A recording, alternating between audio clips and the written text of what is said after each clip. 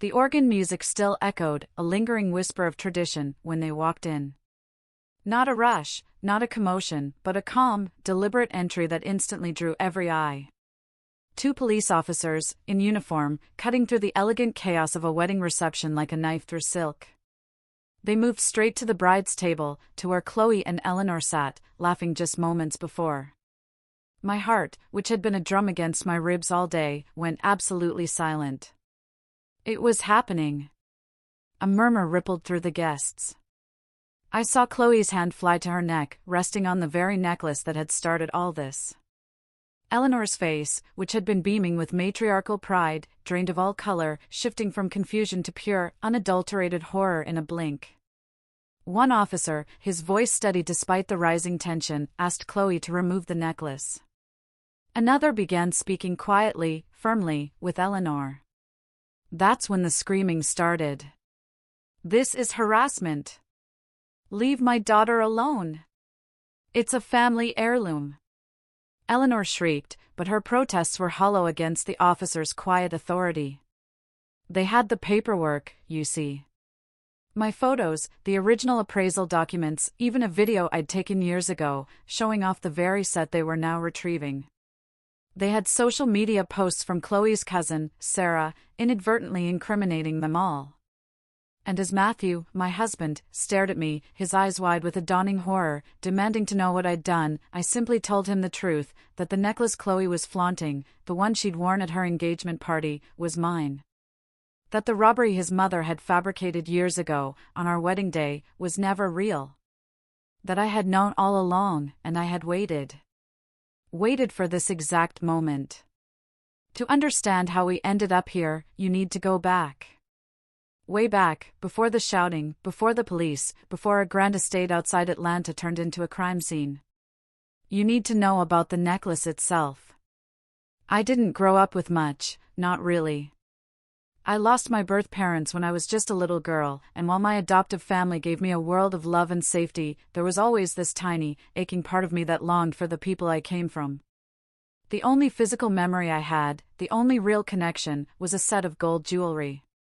It had been passed down through relatives, finally reaching me when I turned 20. It wasn't flashy, not trendy at all. It was old, worn in places, but for me, its emotional value was immeasurable. A necklace with tiny floral detailing, bracelets with initials I didn't recognize, earrings with little ruby stones. I wore them on days I needed to feel close to my lost family. So, when Matthew and I got married, wearing that jewelry felt like I was bringing my past, my roots, into my future. I'd even had it cleaned and lightly restored by a trusted craftsman in Portland. Matthew knew what it meant to me. Or at least, I thought he did. His family, though? That was a different story. His mother, Eleanor, well, she was always a force of nature. She believed she knew best about absolutely everything. From the venue to the menu, to where everyone would sit. She tried to run our wedding like it was her own personal gala. I let most things slide, truly, for the sake of peace. But the jewelry? That was sacred. I made it clear I'd be wearing my mother's necklace, despite Eleanor constantly pushing a new, more elegant set she'd picked out. Translation, something that would impress her friends. Then, a week before the wedding, she called. Could she hold on to my jewelry, she asked. She insisted she didn't trust it lying around our apartment and offered to keep it safe in her home, in her personal safe, until the big day. My gut twisted. It screamed no. But Matthew told me I was being paranoid, that his mom was just trying to help, one less thing for us to worry about. Against every instinct, I gave in. I handed her the velvet box, watching as she tucked it into her bag like it was just a clutch.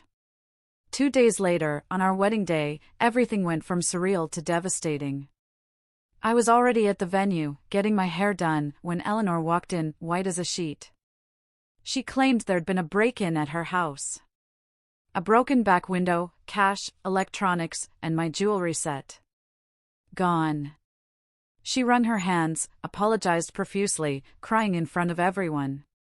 She even offered me her own set to wear. But I didn't want hers. I wanted mine. I wanted my mother's necklace. Matthew looked upset, yes, but he also didn't seem to grasp the depth of my despair. He told me maybe it was a sign to start fresh, that wearing his mom's jewelry wouldn't change the meaning of the day. But it did. I smiled through photos, I said my vows, I danced. But inside, I was shattered. That night, alone in our suite, I asked him if he truly believed there was a robbery. He looked uncomfortable, but said yes. His mother wouldn't lie about something like that. That was the shift. The real beginning of the end for our marriage, even though I didn't know it then. It wasn't just about the jewelry anymore. It was about trust. About being gaslit. About having a piece of me stolen and being expected to pretend it never happened. Over the next few days, the police found nothing. Eleanor claimed no cameras in that part of the house. She kept saying how horrible she felt, even bought me a new silver set with pearls. I never wore it. What truly ate at me wasn't just the loss, but her evasiveness. Why was the set in an unlocked drawer? Why no fingerprints? Why no signs of forced entry? And why did she look so satisfied every time I dropped the subject? I stopped bringing it up. Matthew and I would argue every time I did, him accusing me of having a grudge against his mother. Eventually, I went silent. But I never forgot. I kept the photos I'd taken before handing over the box, the appraisal papers, my notes. That jewelry hadn't been stolen. It had been taken. And I swore, one day, I'd prove it. Years passed. Our marriage became more like a truce. Matthew always sided with his mother, always dismissed my feelings. I stopped confiding in him. Then came Chloe's engagement. Eleanor, of course, went into full production mode, planning a lavish wedding at a grand estate. Chloe and I weren't close, but Matthew insisted we attend her engagement party. I wore a simple dress, no jewelry, as I hadn't worn any since mine was stolen. And there she was. Chloe. Wearing my mother's necklace. The floral detailing, the curvature of the chain, even that slightly faded ruby stone that always tilted to the left. It was mine. My vision blurred, then sharpened. I felt my pulse hammering. I excused myself, needing to breathe, needing not to scream. When I returned, I watched her. She wasn't wearing the full set, but that one necklace was enough. Eleanor hadn't lost anything. She had lied, manipulated, and now the evidence was being paraded right in front of my face. I didn't make a scene. I went home with Matthew, claiming a headache. The next morning, I pulled out every shred of evidence. The appraisal, the photos, even that tiny video clip from before the wedding. I backed everything up. Then I called a lawyer. Within days, I had a meeting. Yes, they said. A staged robbery, even from 6 years ago, could be investigated. If I had proof. And I did. What Eleanor hadn't realized was that time might have passed, but my memory hadn't. And my silence, the one thing she counted on, was the one thing she was going to regret. The days after Chloe's engagement party were a slow burn of controlled rage. I barely spoke to Matthew. He didn't deserve to be in the loop. That necklace had haunted me for years, and seeing it around Chloe's neck, like a cheap costume piece, solidified my resolve. No emotional confrontation this time. This time, I was going to be cold, calculated, thorough. I gathered everything. The photos of me wearing the full set on my 21st birthday, the video, the appraisal documents. I even found a quick phone video from the day I handed the box to Eleanor. Her expression back then, I'd thought it was just cold. Now, I saw the entitlement. I also hired a private investigator who, in less than a week, found a social media post from Chloe's cousin, Sarah, showing off the matching earrings. Can't believe Aunt Eleanor saved this whole set all these years for Chloe's wedding, the caption gushed. That was all I needed. I turned everything over to the police, with a calmness that surprised even myself. I told them I wasn't making accusations, I had proof of theft. They assured me they could get a warrant if the jewelry was still in their possession, especially if it appeared at the wedding. So, I waited. The morning of Chloe's wedding. Forced smiles, fake small talk. Eleanor gave me a tight smile, the kind of smile people give when they think they've won. Chloe, still oblivious, flashed her necklace at me. My heart pounded through the ceremony, and then, as the reception began, the officers arrived. Chloe was sobbing, not for the jewelry, but because her wedding had become a crime scene. Eleanor was being questioned in another room. Guests whispered, filmed, and left. The fairy tale wedding was a nightmare, and I didn't feel a single ounce of remorse. Later that night, after the police had taken everything, Matthew found me in the parking lot. He asked why I hadn't come to him first, why I hadn't tried to talk things through. I reminded him that I had. Years ago. When I'd cried, when I'd said I didn't believe his mother, when I said her story made no sense, he was the one who told me to get over it. Now, I had. In my own way. He looked away, maybe ashamed, maybe finally understanding who his mother truly was. The fallout was swift and brutal. Within days, the story was everywhere. Eleanor was told to come in for questioning. She tried to play innocent, claiming she had no idea the set was stolen.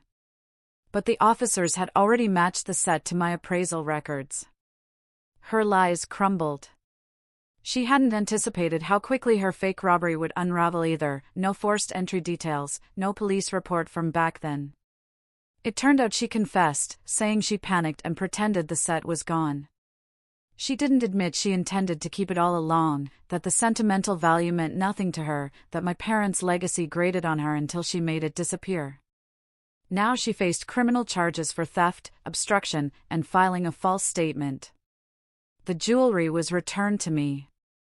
I sat in my car outside the station, just staring at the velvet box. It wasn't about the gold or the rubies. It was about what they represented, my biological family, my roots, something nobody could replace. And now, it was back. Matthew didn't come home that night. I didn't ask where he went. The story spread like wildfire through their extended family. Eleanor went into hiding, her image as the respectable matriarch in tatters. Chloe, on the other hand, tried damage control. A long, edited Instagram statement, trying to spin it as a misunderstanding. Claiming her mother had confused the origins, never intended harm. She even subtly implied I'd blown things out of proportion. The comments weren't buying it. People dragged her for flaunting stolen jewelry, for acting entitled. Within 2 weeks, her account was locked. Her honeymoon was cancelled, she and her new husband fought constantly about the public humiliation. Matthew finally asked to talk. He came home after a week away, sat across from me like a man trying to walk back 6 years of denial. He was sorry, he said. For not believing me, for choosing his mother over me. He wanted to try again, therapy, anything. I told him it was too late for sorry. I reminded him that if he had just supported me from the start, if he hadn't brushed off my gut feeling, none of this would have happened. It wasn't just her. It was his silence. His complicity. His comfort with allowing me to live under a lie he knew didn't add up. So I asked him to leave. This time, for good. A week later, I filed for divorce. Months passed. I moved into a smaller apartment that felt like home. I placed the necklace back in its box, tucked it away. Not out of fear, but closure. It wasn't a symbol of loss anymore. It was survival. I started over. New job, new friends. I even took jewelry design classes. Not to replicate what I'd lost, but to understand it, to know the value of things in a way I'd never trusted others to explain again. Eleanor, well, word had it Chloe wasn't speaking to her. Her new in-laws weren't fond of her. She kept a low profile. A relative told me Eleanor was complaining she lost everything because of one stupid necklace. But she didn't lose everything because of a necklace. She lost everything because she thought I wouldn't fight back. 6 months after the divorce was finalized, things got quiet. Uncomfortably quiet. Matthew moved in with a friend. Our communication was limited to legal logistics. The first flower delivery arrived just after the papers were signed. Pink roses, lilies. You didn't deserve what happened. I'm so sorry. No name, but I knew it was him. I stared at it for a minute before dumping it in the trash. Not because I wasn't tempted by the apology, I was. But because he still didn't get it. Flowers were easy. Owning up to 6 years of emotional neglect and willful blindness? Not so much. The second bouquet came a week later. Red roses. He'd been thinking about the good years, the card said. Maybe we could find our way back. I didn't reply. I was already moving on. Not with someone new, not yet, but I was finally waking up to how much of myself I'd let shrink just to keep the peace. I'd walked on eggshells for so long I'd forgotten what it felt like to breathe without guilt. Therapy helped. Getting back into sketching, walking antique markets, baking. I hosted a dinner for coworkers who'd supported me. Real people who didn't tiptoe around hard truths. I told them the whole story. The robbery, the wedding, the cops. One of them said something that stuck with me: you didn't just get your necklace back. You got your power back, your ancestry. And they were right. It wasn't just about reclaiming what had been stolen. It was about everything I refused to let them take from me moving forward. Matthew didn't stop with flowers. Then came the handwritten letters, dropped off at my building's front desk. Full of memories, confessions, regret. He wrote about ignoring his gut instincts, how his mother controlled everything. He missed my laugh. He still loved me. But every line felt like it was written for him, not for me. Never a "I should have fought for you." Always a "I wish things were different." As if the betrayal happened in a vacuum. It didn't. He watched me cry. He told me I was paranoid. He stood next to his mother as she smiled that smug smile. No amount of handwritten letters could erase that. I didn't block him. I didn't respond. Silence became my answer. Eventually, even he got tired of shouting into a void. Last I heard, he moved across the state for a new job. A mutual acquaintance said his relationship with his mom was strained. Apparently, the criminal charges really shook up her social standing. She lost her volunteer board positions, paid restitution. Chloe still wasn't speaking to her. Poetic, in a way. A family that once stood so high had finally seen what it felt like to be knocked down by their own choices. As for me, I'm doing well. Better than well, actually. Sometimes I still wear the necklace. Not to flaunt it, but to remember. To honor the parents I lost, and the strength I gained by refusing to let anyone else take advantage of their memory again. I even joined a community group helping young women recognize gaslighting in relationships. I shared my story once, without names, just the essence of it. And someone came up to me afterward and said, "Thank you." That gave me the courage to finally leave.